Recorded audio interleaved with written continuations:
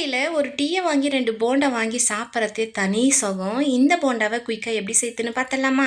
2 வெங்காயத்த நீல வாக்குல கட் பண்ணி போட்டுக்கிட்டேன். 1/2 கப்பு கடலை மாவு, 1/2 கப்பு அரிசி மாவு போட்டுக்கிட்டேன். டீ கடையில மைதா மாவு ஆட் பண்ணுவாங்க. நம்ம ஹெல்தியா 1/2 கப்பு கோதுமை மாவு ஆட் பண்ணி செய்ய போறோம். செம்ம டேஸ்ட்டா இருக்கும். கண்டிப்பா நம்ம வீடியோ ஃபர்ஸ்ட் டைம் பார்க்கறதா இருந்தா சப்ஸ்கிரைப் பண்ணி ஃபாலோ பண்ணுங்க.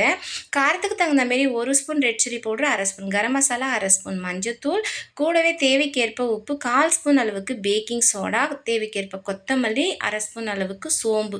இது எல்லாத்தையுமே போட்டு கொஞ்சம் கொஞ்சமா தண்ணி விட்டு மாவு கட்டியா பிசையக்கூடாது. கொஞ்சம் இலகுன மாரி பிசையணும். அப்பதான் போண்டா சூப்பரா டேஸ்டியா இருக்கும்.